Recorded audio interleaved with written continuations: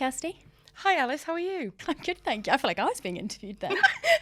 We can do it that way. That's How what the you want. tables have turned. How are you doing? I'm really good. How are you? I'm all right. A little bit drowned from the rain, but... Yeah, I also got very caught in the rain on the way here, and I was a little grumpy about it when I arrived. Happens to the best of us. I was like, I did my hair for this. I had it the other week. I got caught in the rain walking to a meeting, and I was like, do you know what? I'm going to buy myself an umbrella. Went into Boots, £20 for a handheld umbrella. It wasn't even one of the big ones that goes up automatically. Didn't even have a sheath on it. No sheath. No. £20 and no sheath. Any self-respecting woman needs a sheath. Right? Yes. I mean, if it was £10 without a sheath, I'd understand. But for £20, they knew. I bet you when it rains, they hike those prices up. I was Life a victim. lessons. No more than £10 if there isn't a sheath. And that is the episode complete. Thank you very much. Goodbye, thank you. Right, where do we begin? I mean, let's start with the broadest topic of them all, confidence. You are a confidence coach. Yes. Is that the correct label? I say trainer because I tend to do bigger groups rather than one-on-one, but Nice. semantics. Where did that love for or skill around confidence first come from? The love for it happened really organically. So I was running a large marketing agency and we had quite a big team and I was speaking at lots of conferences and lots of events. And this was a few years ago and the industry was quite a technical industry. So I was very often the only female speaker. So I started in around 2016 giving free presentation training to women to help level the playing field. And as I was doing that, I was like, oh, this is my jam. And I guess it's because I went to stage school, which you can so tell. Whenever I tell people that, they're like, yes, got it. Everything makes sense. Yes, but I've also got 4 older brothers, which really shapes, I think, the way I act and the way I behave. I've done stand-up for years. So I think my whole life I'd learned to be seen and be heard. That was so important in my childhood. Like if I didn't learn how to self-advocate, like my brothers would have just eaten my food. Like they really would. And then I think it was never like one day I woke up and it was like, I'm going to teach confidence. It just grew really organically. And so I started doing it for free for women, and then businesses started paying me for it. And it just kind of snowballed really into the really wonderful business that it is today. I love that it was more of a need than a want, harnessing that skill set. Because if you're not going to back yourself, you're not going to eat. And I mean, is there a more primal need in life than food? And I have like really visceral memories of like being 5 years old, my oldest brother, who at that time will have been 16, 17, and he would like take the food off my plate and he'd be like, ask for it.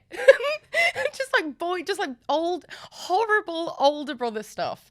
But of course that had an impact, I think. So I entered the world of work and I was comfortable-ish. You know, I experienced anxiety and have lots of self-doubt. So this definitely isn't, I'm not unwaveringly confident all the time, but I certainly learned from a young age how to and the importance of having a voice. And you said in there about that kind of unwavering confidence. I think before I stepped into the business space and kind of heard a lot of conversations around confidence, that was definitely how I saw it, is like confidence is a destination.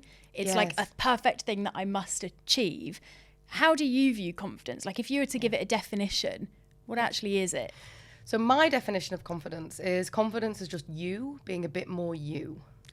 I love that. That feels so much easier instantly. I'm like, oh, I can probably be a bit more confident. And what you said about this, like, that's what we perceive confidence to be, this like firm unwaveringness. That's pretty much the dictionary definition of confidence. If you look it up, it does say certainty, no doubt, unwavering. And like, I can't even order Chinese food like without being unwavering. But the way we use language like impacts how we see things. So I think because we've been given this word with a bit of a shitty definition, we've internalized that we're all failing at the thing because it's impossible. So my definition of confidence is it's just giving ourselves permission to access a feeling that we already have in a wider range of scenarios. I love that. Like I said, immediately feels more accessible. Yeah. And also more of a kind of skill set to build, a muscle to build, rather than something that you have. Yes. And it's easy to look at other people, isn't it, and be like, oh, well, they're confident and I'm not. Yes. And immediately that identity piece is going to hold you back, isn't it, by saying that's not something that I can access. Whereas if you see it just as a more you version of you, see it as more of a spectrum. Is that right? Totally. And it's really interesting. Like if I ask people, are you a confident person? most of us say no. And I've got lots of data on this. Like the majority of us will say no, or we'll go, oh, sometimes maybe. And if you say to people, have you ever felt the feeling of confidence? All of us say yes. Because it's circumstantial. It goes up, it goes down. It's an ever-evolving thing. And so for me, confidence isn't a fixed trait. It's not about becoming a confident person.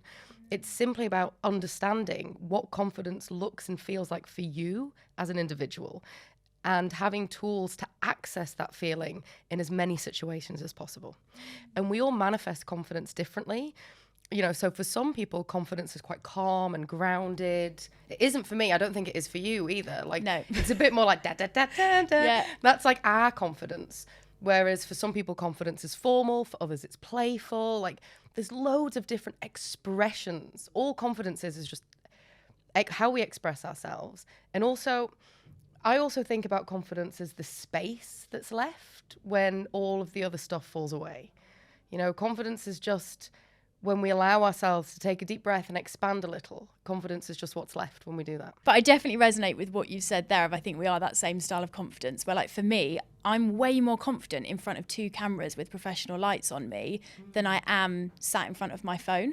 It's not that I don't feel confident in front of my phone, but for me, that kind of performing actually for me feels like a confidence thing. Like, I don't know if you find this, if I'm doing a talk and I can get a laugh out of someone, I'll just keep trying to get that person to laugh. Yes, but it's toxic to the point where, like, I'm meant to be talking about like marketing strategy and I'm just trying to make it funny so that one person on the Zoom call like gives me a little bit of a smirk. This sounds like me and my therapist, just constantly trying to make a laugh. She's like, Kirsty, this is not what this is about. I'm the opposite. So for me, put me on a stage and I feel like I will often say to people, you know how I imagine like someone who's really into yoga feels when they step on a mat? Yes. That's how I feel when I stand on a stage. Like that feeling of home. Yes. This doesn't feel like home to me. This is like, I'll do it, but it's a bit, whereas it sounds like this feels like home to you. And so I think there's all lots of like different ways we can do it. And so put me in a one-on-one situation, I get a bit more nervous. Networking, hate. Oh my gosh, me too. Hate it. I'm going to a networking event next week and I'm already so nervous. But it's so funny, isn't it? Because I think people's perception would be you're confident in this area, so you should be in others. Put me in a networking room, I want to see stand in the corner on my phone, if you let me. Like, I'll go hide in the toilets. That's fully my strategy. Yeah, exactly. And I actually think that's because I get the sense that actual connection is important to you. And often networking events aren't spaces for genuine connection. So people often ask me how to like hate networking less. And I actually think it's about the way we have conversations with people rather than the event itself. But I created a list of questions you can ask people at networking events that will help facilitate like genuine, meaningful conversation. Yes, I can't do surface level. And even saying that out loud, I kind of hate hearing myself. I feel like one of those American gurus on a podcast who's like, 5 minutes into my Uber drive, he's crying about the state of his marriage. And I'm like, yeah, it's not quite to that extent. But like, no, yeah, when everyone's just kind of having that same chat, I'm just a bit like, why am I here? Like, what is this about? But anyway, I can go on a total tangent and it feels like a therapy session for me at this point with my issues. You talked then about kind of asking people, like, do you feel confident? I'm interested, do you notice a trend in how women answer that question versus men? No. Really? Honestly, one of my biggest observations is women have internalized an idea that we don't do the confidence thing right. And it's not true. It's not true. It's actually just that women have been given a bad definition of confidence. And I think we've got to give up the idea that women are less confident than men. And there are constructs outside of us that get in the way. But what I know to be true is most of us worry we're a bit shit. And race, gender, ethnicity, trauma, toxic bosses, toxic relationships, all influences to what degree. And so we have to meet everyone where we are as individuals. But at this point, because I've done this for so long and because my work was always led by women, and we grow and we evolve and we change, and I think my data's so skewed. But at this point, my observation is a lot of the confidence issues that women experience stem from the idea that women have been told they're not very confident. And it's just not true. Maybe we express ourselves differently, but again, there's always going to be divergence and difference within that. And I honestly do not notice and observe a gender difference in my work. And that's, I think, because I'm working with people who've often self-selected as wanting to learn confidence.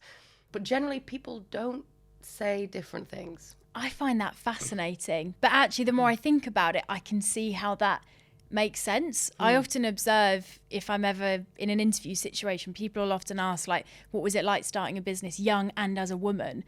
And I often think, like, the only times I find it a challenge, or I think that it was a challenge, is every time someone asks me, how was it so challenging? Yes. I don't think I've ever really had an experience and gone, oh, that was challenging because I was young or because I was a woman. And I realise that's a privileged thing to say because I have privilege in other areas. Yes. But yeah, it's that thing of like, if we talk about the issue so much, talking about it actually heightens the issue more than the issue is heightened itself. Yes. Does that make any sense? Totally. I mean, we have an internalized idea of what confidence is, and this internalized idea is often based on a hangover of toxic masculinity, this idea that you can't express or be vulnerable and have emotions, and that toxic masculinity serves nobody. You know, nobody was benefiting from that. Men, women, anyone, no one was benefiting from that. But because obviously we've got this definition, it is not women or the individual or anyone. It's not we are failing at confidence. It's the shit definition isn't serving us. And so for me, it really has, and this wasn't my perception on it a few years ago, but for me now it's really shape-shifted away from help women to be more confident to help every single person understand specifically how they want to express themselves and learn mechanisms to do that. Because I just really believe the more we create freedom and permission for every individual to feel as though they can be themselves in whatever context, that's where we'll thrive. Yeah, and the world gets so much better as a result when everyone's being their best selves. Yeah. Sounds like a Pinterest quote that a mum would put on a mug, but I'm here for it.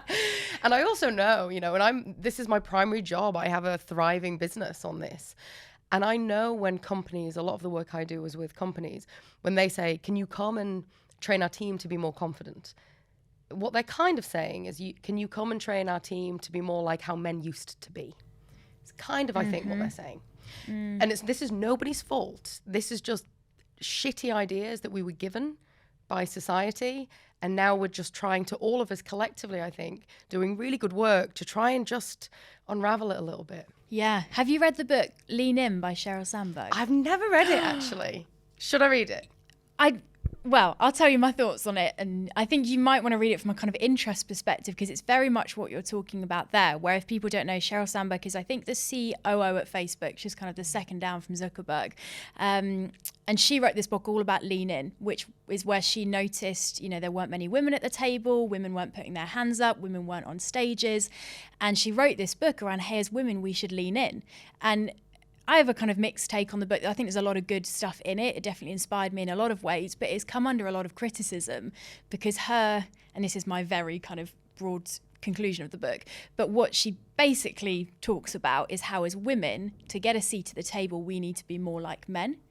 And what she doesn't talk about is, hey, actually, we should change the table rather than change women to fit that table they're in. And her whole thing is like women, you know, men put their hand up more even when someone shouldn't be asked a question. You know, men will apply to a job even when they don't fit the full scope. And I think there's a lot in that we can take from. But yeah, it's come under criticism because a lot of people challenge that she's wanting women to change to suit, like you said, what we see as confidence in a male context.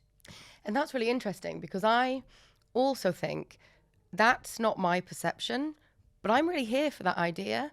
Because I think what's very important, and we forget this in feminism or working towards equality, whatever we're trying to achieve, we can have the same goal and a very different strategy.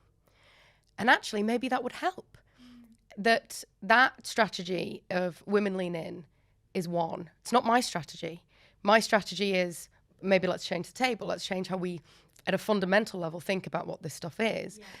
But it also kind of saddens me when I see feminists arguing about how to do feminism right. And it's just this idea of like squabbling at the bottom.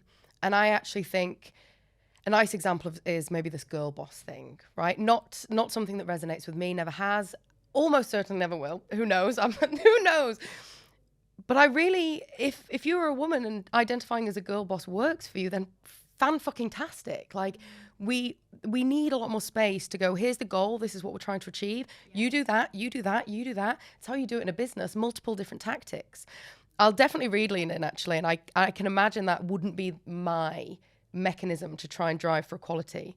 But it's helped lots of women. So Yeah. we can all try our best and come at things from different angles. Surely that's how we're going to do it. That's my perception. Yeah, that's so good. And I think not something we hear talked about enough. You know, the online world, it loves the hot take, doesn't it? Yes. You know, it thrives on controversy. And actually, as women, if we're spending our time, you know, in any fight for change, arguing about how we should be creating that change is only distracting our energy from actually going off and creating the change itself. Yeah. And I think that's so good that you can see.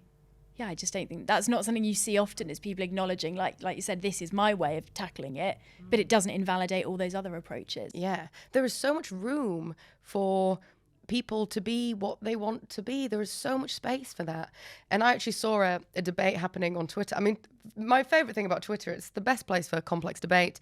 But I saw this argument happening, and there was a woman who was changing her name, and then someone else had gone, but I thought you were a feminist. And they were arguing about it. And I was like, this isn't it. This isn't it. It's actually just about accepting where we're at, doing what's right for us, and meeting each other with so much compassion and empathy and understanding that we're going to come at things from different perspectives. And that's really fine. In fact, that's good. That's the best thing to do, is my perception. I like that's my that hot perception. take. A hot take from Kirsty Hulse. Heard it here first. Bit of a side note question. Is fear a bad thing? No, it's essential. It's the fuel that it indicates to us we need some help, or we need some support, or we need to learn, or we're excited about something. Like, you kind of have these tiers, right? So you have a bit of fear, good, really good. And actually, we want to be operating from that place sometimes. And for me now, in my line of work, it's more interesting if I don't experience occasional discomfort. That's more interesting for me now, because that's an indication that I'm perhaps not stretching myself. But we don't want to be chronically, consistently in fear. So it's about finding for us as individuals, our own individual line. Like, what is some healthy discomfort and a bit of healthy fear? Because I really, truly believe it is. And then when are we slipping into pain, trauma, panic? And so I think fear is never, I don't believe fear is ever a stop sign. It's more of a kind of like, what support do I need? How can I break this down into smaller steps? Yeah, it's almost a nudge to ask a question, or just take a bit of a step back and think, what might I need that helps me with this? Or is this just a sign that, hey, I'm doing something that is really exciting, or I'm doing something that is different, and that just has a little bit of fear attached to it? Because I think it would be easy to see, you know, the opposite of confidence is fear.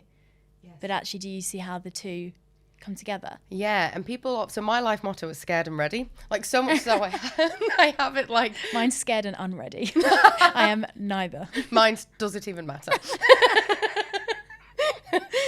But I think in my line of work, I think there is sometimes an assumption that I am there to remove the scared and people will often say to me, like, an example, like, I'm so nervous about public speaking. And I'm always like, yes. Yeah.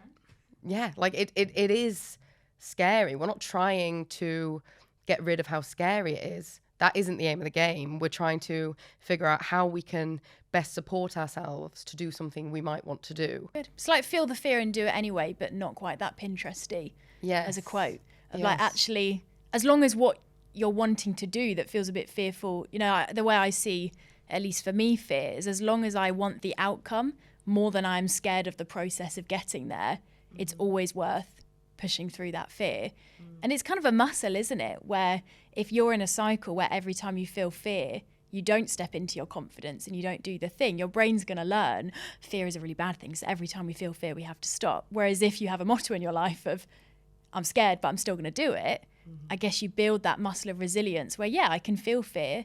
And like you said, it obviously can't be that debilitating fear, but you can feel the fear and still be doing the things that might be instigating that feeling. Yeah. You mentioned people think of the opposite of confidence being fear. One of the things that I think is a lack of fear is more akin to apathy than confidence. Like, if we're doing things we give a shit about, if there's skin in the game, if it's new, if it's important to you, if it's self-advocating, sharing an idea, yes, there is going to be some fear, because we did not evolve to move through the world being like, yes, queen. Like, that isn't what we evolved to do. We evolved to like go, if I sit very still and stay very small, I won't get eaten and I will not die. Like, so we're kind of going against a lot of our genetic predispositions when we share ideas or stand up in front of people or ask for a pay rise or a promotion. This isn't evolutionary mechanisms. So for me, fear has to be and is just an essential part of my like daily diet of life. And I think we also learn that we create the fear, right? Our bodies can hold it. And I often, a way to kind of express this in a way that I find super weird but does resonate with people, is I think of like, let's use nerves for an example, because it's one of the most common expressions of fear. So let's say, for example, that you're really nervous about something. I think of this as like needing a big wee, right? You need a big wee, and you know when you need a big wee, and you're like, oh my God, I need a wee, and it's all you can think about. I need a wee, I need a wee, I need a wee. You get consumed about needing a wee, and it feels really uncomfortable, and then it starts to hurt, and then maybe your hands start to shake, and you start to panic because you don't know where the toilet is, and then you go for a wee, and you have a big wee, and then you're like, nerves are the same. It's just passing physiological phenomena, but we don't suddenly start identifying as like wee needing people. Hi, my name's Alison. I need a wee. Yeah, I need a wee sometimes. So it's just a thing our body does. It's just a thing our body does sometimes. Because I think one of the worst things we can do is assume that the people that we look up to or admire don't feel fear. Because then you're immediately creating this impossible benchmark for yourself of, okay, when I don't feel what you're saying is an incredibly natural feeling, then I'm going to do the thing. Then I'm going to start. And if you wait for the fear to pass, I mean, you're going to be waiting a while. Yeah, good luck. Good luck with that. I do stand up, which I think people often think of being maybe one of the scariest kind of things. And so the question is always like, oh, how are you not terrified? I am. And I have worked alongside some famous professional top of their game comics. Terrified. Absolutely terrified. And if you ask any performer or any athlete, do you get scared before you compete or gig or play? Everyone always says yes. It's only in the professional world that we've got this idea that fear is unwelcome or contains information about us not being good enough. And again, hangover from toxic masculinity wasn't serving anyone, but it's left us all with this slowly dying narrative that nerves, fear, anxiety are a marker that you're not yet ready. And it's just not true. It's a marker that you give a shit about the thing you're about to do. So true. Like you said, skin in the game. Skin in the game. It shows that you're excited about it. And if you don't really care about it, what are you doing it for in the first place? Yeah. Doesn't matter. Can we talk a little bit about fear? And I don't know of the right wording here, but I guess a good example to give earlier is when I said to the cameraman in here, sorry to be really annoying, but could you just do this thing that I do actually pay to have you the access to do, because I feel really scared of being annoying and being too clear and being too direct. You know, I guess the things that come into mind here is when we write in an email like, oh, could you just do this? Or can we do that thing? No worries if not. Like, what do you notice is that a fear of? Because it's something I see talked about a lot online, and I'd be interested as well on your take of like, is that language we should Okay, so a couple of things. I think this is maybe a fundamental, to answer your first question, maybe just like a fundamental fear of like being rejected and being socially excluded. And that is a deep-seated fear for us as humans. We evolved in packs, we evolved in groups. So we don't want to annoy people. We don't want to be disliked. We don't want to be rejected. Like, we really, on some level, I mean, this is going to sound ridiculous what I'm about to say, but on some level, when you said to that man earlier, I'm really sorry to be annoying, there was a part of you that was trying to protect yourself from death, like very literally, because we need to be accepted by those around us. It's how we survived. So first, it's so normal and so natural to move through the world going, oh, I hope these people like me. It is not a weakness to want to be liked. It is not a weakness to need reassurance and connection from our fellow human beings. It's like in there, fundamental. And then I guess the second part of your question was, is this language we should use? Another thing is, one of the things I always say is apologize for your mistakes, but don't apologize for your existence. And I think that's it. So if you're late, if you've inconvenienced someone, yes, apologize. Yes, you can say, sorry, I'm late. Of course we can say that. But don't feel as though you have to apologize for sharing an idea or apologize for simply asking a request that maybe is expected. So I think as a broad rule, I still use the word sorry all the time. I think it's a valuable and important word that we need to use. But if I'm saying sorry, it's because I feel as though I have not done something in accordance with somebody's expectations. I will never say sorry if it's just something I feel that I'm entitled to be.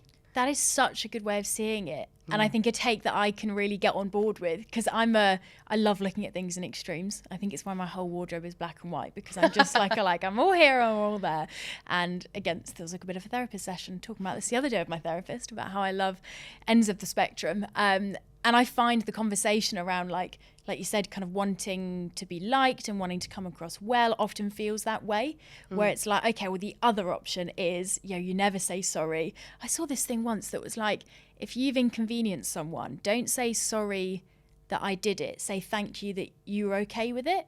Yeah. And I can get, to an extent, I can understand it, but it's like me, being 20 minutes late to our recording, for an example, and going, oh, Kirsty, thank you so much for waiting for me. And it's like, I kind of get it. That's okay. But like you said, when you've actually done something that's gone against an expectation that you or someone else has had, sorry is valid. But you're right. It's not then taking that too far and apologising for valid expectations or things that are just you. Yeah, don't apologise for existing. Yes. Yeah. It was funny when we were en route here, we were both running a little bit late. Side note, actually ended up being 4 minutes early, so shout out to my Uber driver. He was speeding around the streets.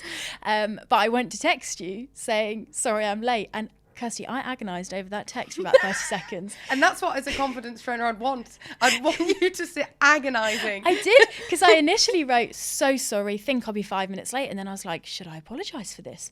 Do I look weak if I... And then I was like, no, I am sorry that I might be 5 minutes late. I would expect and like someone else to say that, so I'm going to say it. But it was a real process I went through. And anytime I'm meeting someone, whatever it is that they're an expert in, I'm like such an overthinker then about that topic. Because I'm like, oh, well, you're an expert on... But I guess that's even that wanting to be liked, isn't it? It's like, I want Kirsty to know that I am good at my confidence and good at not being, scared of people not liking me. But... yeah, well done. You got me into a spiral for 30 seconds. That's what I'm trying to achieve. Yeah. It was an interesting process. You were talking earlier about kind of feeling ready to an extent. There was a story you shared on your Instagram grid months ago, which really stuck out to me, and it was from in 2016 when you pitched for a contract with your agency that you hadn't actually started yet. Can you tell a little bit of that story? Because it's stuck with me ever since as an example of what it looks like to be ready enough. Yes. So I never really had any grand ambitions to run a business. In fact, I never had any ambitions at all, really. I kind of grew up in an economically deprived town. Just my ambition was to get a job, I think. And so I did that, moved to London, and at like 24, 25, I was like, cool. Great. And then I was working in digital marketing, and a friend of mine worked at Virgin Atlantic, the airline, and he sent me a text saying, we need a new agency. What agency should we use? And I replied, and I was like, I actually don't think any of them are that great at the moment, but if you find like independents and let them work remotely and get them to collaborate, that would work, I think. And he was like, well, obviously we can't do that, but if you ever wanted to start that business, you could come and pitch. And in that moment, when you look at a message, and I was like, oh, fuck, I'm going to have to do that now. Damn it. I can see where this is going. I remember looking at the message, and and in that moment, I was like, well, I kind of have to. And so I got invited to pitch for the global contract for Virgin Atlantic. It was a big pitch. There was lots of other really established global brands, lots of agencies. And so there was no part of me that thought I was going to win that business. It was outrageous that I even tried, because I didn't have a website, I didn't have a team, I had literally nothing. I didn't have a business. I hadn't had an incorporated business at that time, nothing. All I had was an idea that if you allowed capable, creative adult humans to work remotely and treat them with respect and dignity, good work would happen. And so I went in and I pitched that idea, mainly just to get the experience of what that would be like.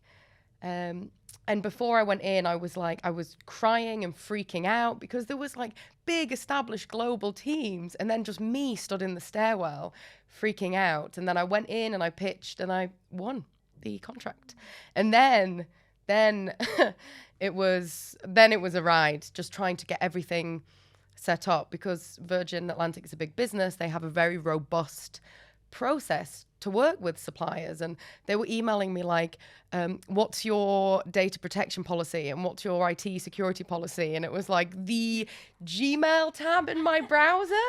And so then I had to go through that whole process. But actually, in retrospect, it was an incredible way to start a business, because they were like, here are all the things businesses need to work with big companies. Make sure you've got them all. Yeah. And so I just kind of went through, but that was wild. I was like crying every day. I was like freaking out. And of course I was freaking out. It would have been frankly bizarre if I wasn't. And so many of the best things come from those really organic opportunities, don't they? You rarely hear a business owner say, oh, I sat down one day because I wanted to start a business. I brainstormed ideas. I came up with a business. I wrote a whole business plan and off I went. Yeah. Usually there's something like the opportunity that you got that kind of kickstarts that process. Yes. I'm guessing you didn't feel ready going into that. I mean, not only did I not feel ready, I just objectively was not. Like, I wasn't. Like, no, I absolutely was not ready. But I got there, and we managed to retain that account for years, and we had a really good relationship with them. And actually, maybe a slight addendum to the story is 3 months in, they hired us on a 3-month trial. And I was there. Virgin Atlantic is a very like spirited brand, right? So you got this young, spunky thing coming in, and so it's kind of like within their brand to take a shot on someone. So I think that's why I won the pitch, because it's kind of like the Virgin Atlantic is this like homegrown, do it differently. So I do think that's why I won it. Anyway, so 3 months in, we massively under-delivered because I was scrabbling about to get the team. We hadn't done an amazing job. And then I went in for a meeting with the people who were running it. And because I had nothing to lose, because I thought I'd already lost it, I was just like, here are all of the things we've done wrong. This is what I'm really sorry for. This is how we would fix them if there was the opportunity. And then just because I'd been so honest and so transparent and so kind of, this is what we would do, these are the mistakes we've made, then they renewed the contract. Because actually working with people who are genuinely transparent is often more of a benefit than layers of complexity or experience. It's like you didn't have all of the kind of tick boxes on paper, but you had the character. Yes. And that's the one bit you can't learn, or... And the enthusiasm. That's really interesting. And has that been a common theme since, that feeling of kind of not being ready, but being willing to put your hand up? Yes. One of the things that I'm learning, I think, is preparation can sometimes take us out of flow state. And so conversations like this, for example, we were talking about, we haven't prepared. Had we prepared, maybe this conversation wouldn't be as good or as enriching. And I think sometimes we're so used to focusing on our processes or our data or our methodology or whatever it is, whatever line of work it is, that sometimes we forget to connect and we forget to really listen and we forget to really showcase who we are as individuals because we get lost in the stuff. And sometimes when we ease up just a little bit on preparation, we can actually get a little bit closer to our own humanity. And I really think our own humanity is where the success lies, I think. And speaking of preparation, I mean, you're someone that delivers tons of workshops. You do a lot of speaking, you come on a lot of podcasts. Like, I know it will be a different kind of formula for everyone, but how do you find that middle ground between obviously preparing enough that you go into it with intention, but like you said, not so much that then the humanity and the spirit and the connection and the ability to be a bit spontaneous and flexible gets lost? So I think there's a opportunity that I think we often miss in like professional environments, and that is, have you ever been to see the same stand-up do comedy twice? Yes. Was it exactly the same? No. Okay, different tour. Right. So anyone listening, if you ever go and watch a stand-up in a particular show, never go and watch that show again, because it will be exactly the same. Like word for word, exactly the same. And when I first started doing stand-up, that kind of surprised me, because a great stand-up makes it look off the cuff. Even the heckles are like memorized. A lot of the things I've said on this podcast is memorized. And so you're nodding, being like I've just come up with it. Like, I absolutely have not. Like, so I believe the way we manage to get to a point of conveying what we want to convey, but also being able to be human, is through memorizing as much stuff as possible. And so we tend to do this naturally. And so most of the things that I present now, I never prepare, in the sense that I know what I'm going to talk about before I do the thing. Even if I'm on a stage or delivering training, I rarely know what it is I'm going to say, but I've memorized lots of stuff. So what that allows me to do is like read in the room, read the cues that people are giving me, ask people questions, and lean into what my audience needs, which is always the most important thing to me. If I prepare in advance of meeting my audience, I'm not listening to them. But if I go in with an open mind and go, I know my stuff, I've got enough material, and if I go in and I ask them or I listen to them verbally or non-verbally, like I think one of my skills, you probably have this too, is put me in a room and I can read it. Like my therapist calls it hypervigilance. And so I guess the answer to that is memorize as much of your stuff as possible. And when I say memorize difficult conversations, memorize how you share your prices, memorize how you introduce yourself, memorize your bio, memorize your framework, whatever the thing is that you do that you convey a lot, get it down so that it's verbally memorized. And a nice way to do that is when you can do it in the shower. And when things are verbally memorized, then what that allows you to do is use our incredible, beautiful human brains to actually connect and to be empathetic and to understand what people need. Yeah. And I think that's where there's a real gift and where we can really start connecting. And so I guess for me, that's the answer. Think about the things you share the most of, the conversations you most commonly have, or the things that freak you out the most, memorize it. And it's just like now you doing future you a favor. And it's not that you're going to like verbally play off a script, but it does give you a bit more wiggle room to have meaningful conversations when you know you've got the important stuff already in your back pocket. Yes. Yeah. And I can totally see, even in kind of my experience, how that's played out, where I have total privilege, where I spend, 4 hours a day on client calls, which is a constant, almost building that muscle of talking about all these different topics. And now I notice when I'm preparing workshops, all I'll have in front of me is like 4 bullet points. Yes. Because I know that in the moment, and I don't get scared about Q&A or scared about random questions that I've not expected. We were laughing about this in the lift up here, that neither of us like it when podcast guests send you questions in advance. Yeah, I'm not reading them. No, and I'm not going to read them because I don't need to prep in advance, because as long as you've picked questions that are in my zone of genius, I know those scripts well enough that you're just going to be able to kind of pick that expertise out. Yes. But yeah, that's such an interesting way of looking at it, of like, don't script it, but almost know all of your individual little scripts. Yes. That then in the moment, and that's the fun bit, isn't it? Yes. You read the room and you get to piece it all together in a way that is going to work for them. Yeah. I mean, I did some training literally this morning, and it was just 90 minutes. And I went on with a loose idea in my head of what I was going to cover. Didn't do any of that. None of it. Did something totally different. And again, that allows us to give people what they need. And I believe when you have a service-based business, which I think probably a lot of the people listening to this do, you need to really listen to whoever it is you're talking to, like really listen. And as long as we're trying to project our agenda onto people, our predefined agenda, we're not really listening. And I actually think if you just really stop and listen to people, and even if you're presenting to 10,000 people, you're listening to every single one of them, then I think that's actually when we really start to really connect with people. What would be some of the kind of common mistakes that you notice people making when presenting? Something I notice a lot within myself is that desire to constantly cram everything in and over-deliver and change people's lives within the space of a 45-minute workshop. Yes. I'm guessing based off of what you've said, that's something that's not always most valuable on the other side. I have a little 3 kind of tiers, and this is something that I like invented, right? But I've observed it in loads of people.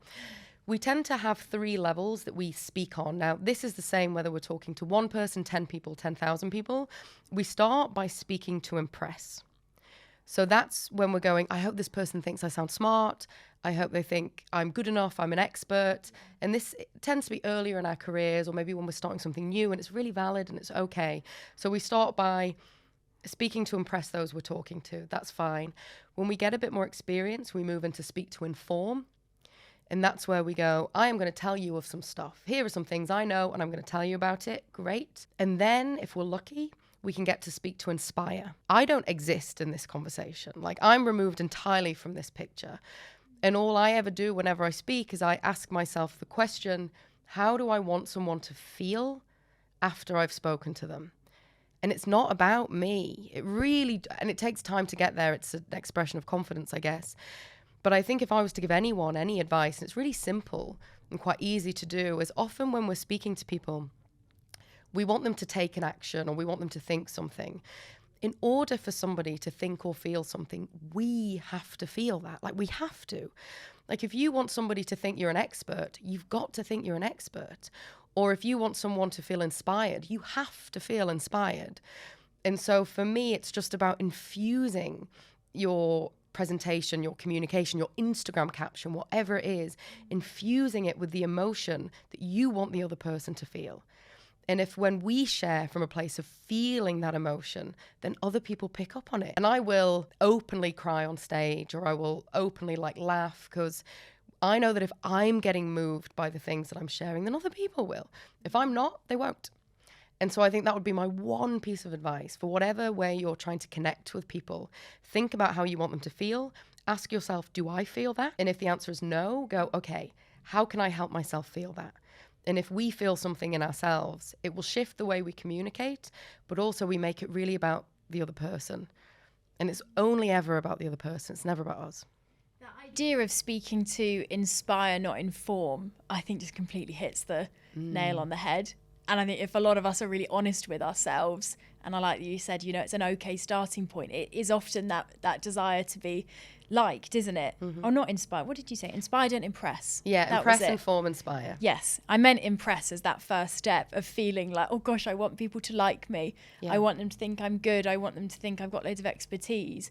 Whereas you're right. Well, what actually matters is, well, how do they leave feeling? Just a question, because I know I feel like I'm almost somewhere near that middle point of I always want to inform, I always want people to leave with loads of knowledge and expertise and able to take action. If you're preparing something that's still very practical, how do you balance that of, yes, I want to leave them with an end, skill set or an end thing that they're able to do, but yet that feeling is still an important part of it. One little thing, so you mentioned thinking, when you speak to inspire, it's about thinking about how you want to leave them. So I'm just going to add a caveat. Even if I'm speaking to an audience of 15,000, I'll have one person in my mind. And I've got an archetype. For me, it tends to be someone early mid-career, often a woman, is doing a great job but isn't convinced of it. So think of that one person and do it for them. Not the whole audience too much. One person. And create everything you can from that person who really does need to hear that message. So I guess that's the first thing. And then when you said, if you're trying to share something really practical, how can you still create that feeling? I guess my response would be, why are practical things not emotionally resonant? We've got this distinction that things are practical and informative, and so therefore they can't be. Whereas actually, we are, as humans, we are emotional beings. Research has shown we don't make decisions based on information. We make decisions based on emotion. Often what we will use is data to validate the emotional decision that we've already made. And so even if you've got a framework or a tool or something very, we'll use your word, very practical, how do you want that framework or that tool or that practical thing? How do you want that to make them feel? Yeah. And it might be informed, it might be safe, it might be secure. And so I would bring this into everything. And it's a quick little question. And I guarantee, I'd love you to try it, by the way, because I guarantee next time you run a workshop, if you go, okay, this one person, think of that one person. How do you want them to feel? Oh, I want her to feel like she's got the tools, and I want her to feel equipped, and I want her to feel safe. That just will inform how you convey things. Yeah. And it might be subtle, but I think this subtlety is where we go from being a decent speaker to being there is something about that person that really resonates with me. It's all in this nuance. Yeah, that's so interesting. And actually, I feel like a bit of a teacher's pet, because I start all of my workshop prep with a list of how do I want them to leave feeling. Nice. And it's always, but you're right, it's how the feelings and the tools and the practical stuff can interact if that feels relevant for what you're sharing. It's an interesting way of looking at it. Yeah. And definitely one that phrase in my head of inspire, don't impress. Just as we were talking about earlier, I can really go, and it sounds like we're both on the same page, can go into that kind of perform mode. That's, I think a really good reminder for people of remembering what it's really about. At the end of the day, it's not about you. Yes. You're there to bring something to other people. So what is that? And it took a long time, I think. But I think at this point, people will always say to me, Alice, they will always go, I just need to care less about what people think. And my response to that is always, good luck. Good luck with that. Like, it's not about caring less about what people think. It's about deeply caring about what people think and assuming it'll be positive. That's what I think it is. Like, I really care if my work is connecting with people. Like, what a shitty facilitator or speaker I'd be if I didn't. Like, really caring, but just assuming that most people are open, kind, empathetic, wanting to learn.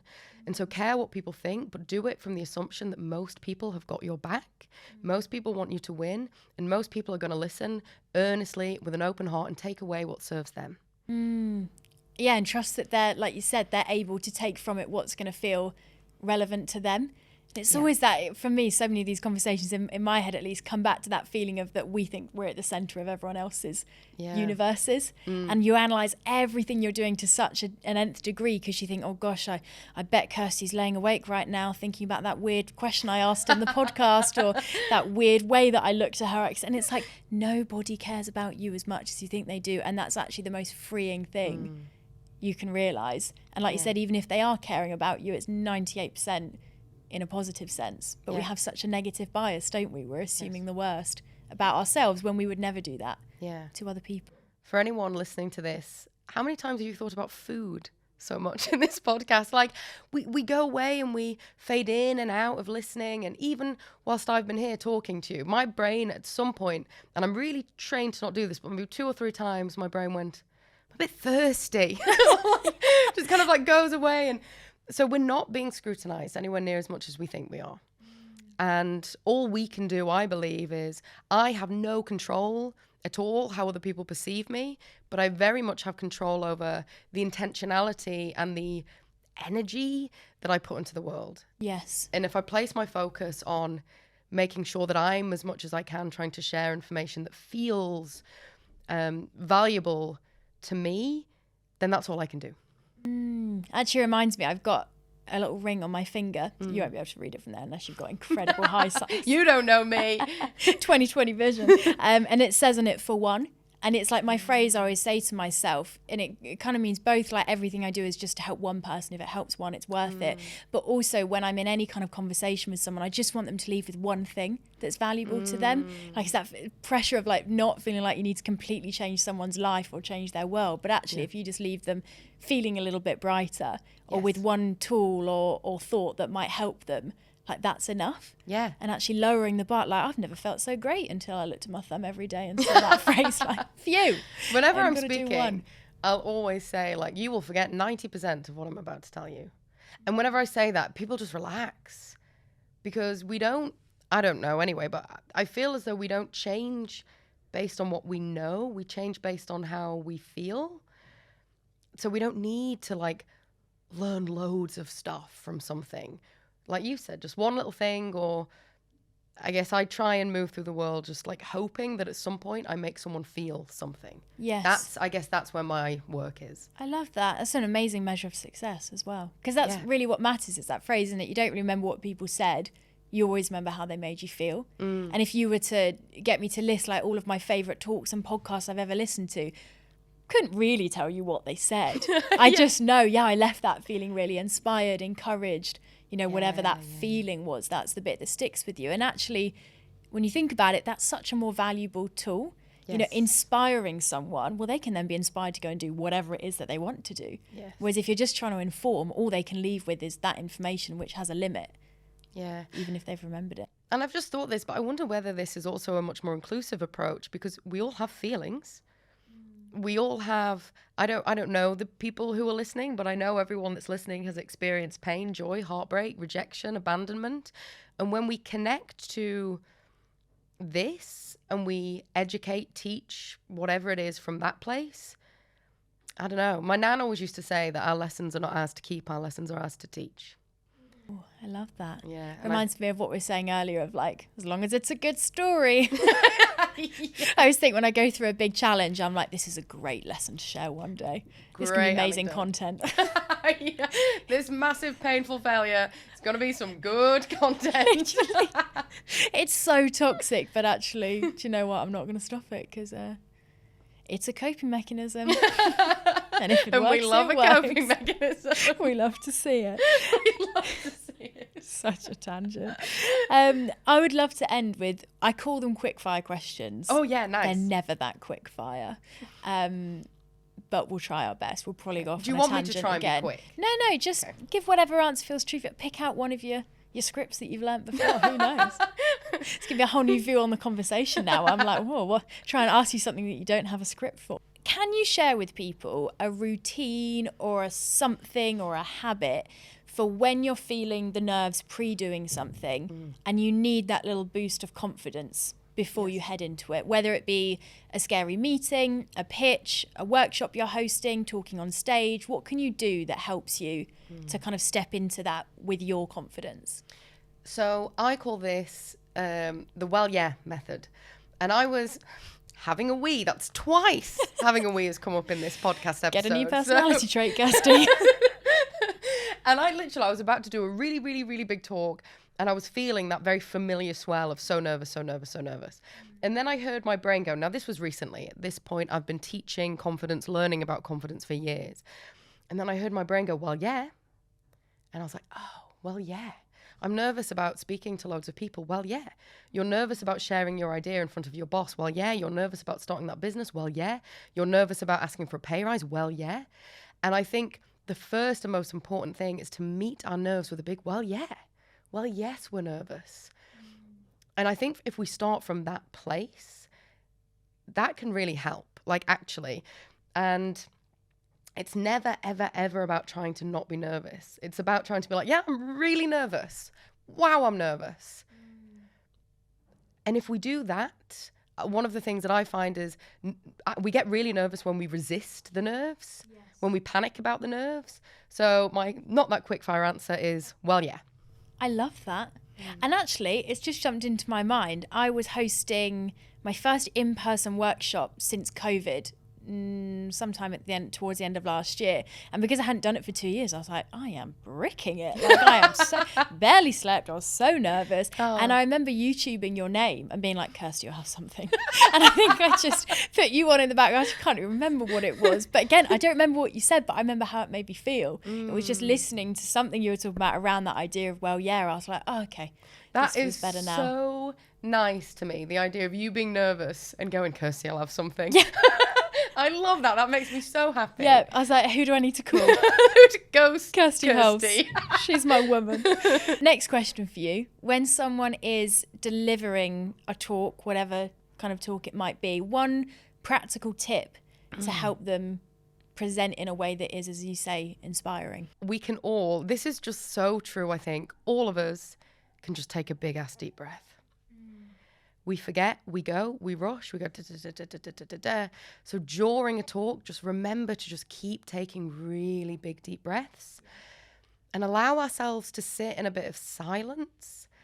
And again, confidence isn't always what you say. It's sometimes also in what you don't say.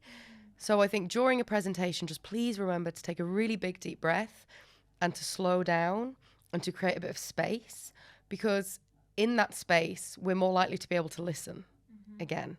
So I think to answer your question, big deep breath and allow just a little bit more silence than you feel comfortable with, just a pinch more silence than you want to.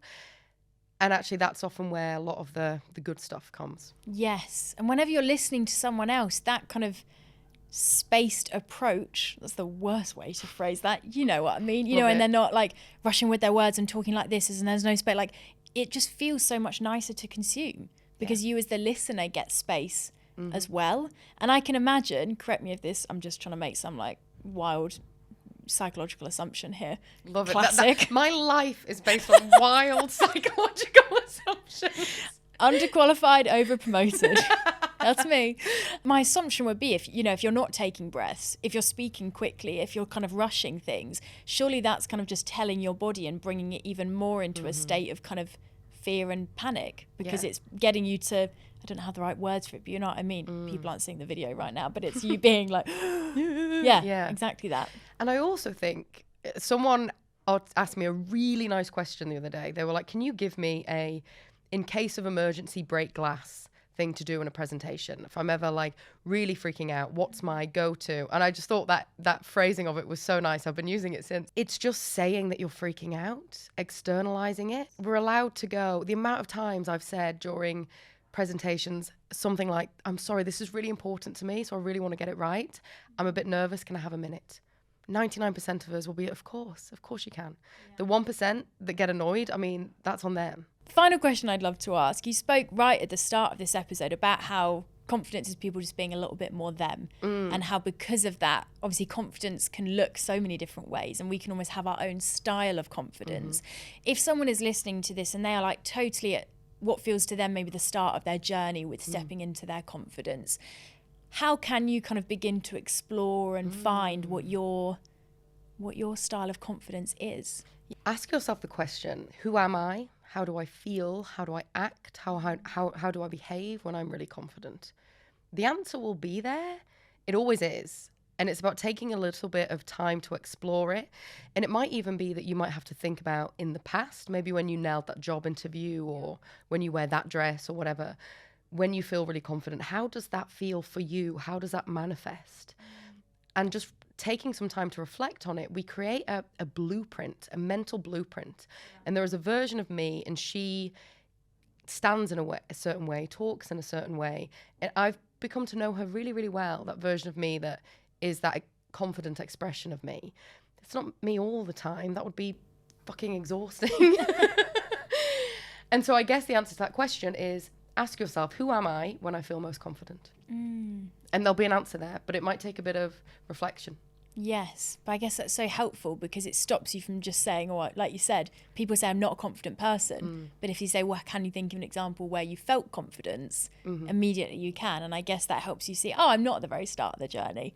Yes. Actually, this is something I've already got it in me. Let's just turn the volume up on it. We've literally all been expressing confidence since we were like born. None of us are at the beginning of our journey. We've all been doing it, whether that was raising your hand in class to answer a question or taking that piano exam or whatever it is. Our whole lives we've been doing things that have helped us work out what our version of confidence is. And it's just often reconnecting with that because we forget. Thank you for this. I know there'll be so many people listening. I mean, this podcast is primarily listened to business owners and my mum. My mum loved it. What's her name? Katrina. Hi, Katrina. Oh, she's a lovely woman. Hero. But obviously so many business owners listening that I think, confidence is such a key part of running a business in so many areas of it, and something that I think is required a lot from business owners. So yeah, I'm just excited to see what people take of it. And also on a personal level, without sounding like I'm doing like an Oscar speech for you or something, you are just such an example to me. And this is an encouragement to anyone who's listening that doesn't already follow you online to follow you online. I mean this this might come out as an insult, but it's really a positive thing. You are a constant reminder to me to just show up as you are and just be yourself and not overthink it and just be a little bit more playful. And as you say, with confidence, a bit more you in the way you show up. And I just want to thank you for doing that. And like I said, encourage anyone that's listening to go and follow you, because when it comes to your Instagram, I don't know, am I about to get a tip? Am I about to get a story about, I don't know what? There's always something. Like to keep people on their toes. Thank you so much, Alice. That's really kind. And thank you for everything that you do. And thank you for having me. Not at all. So many thank yous. Thank you. We started talking about sheaths and here we are by the end. My mum heard that. I think that's the best beginning to a podcast ever. The old sheath debate.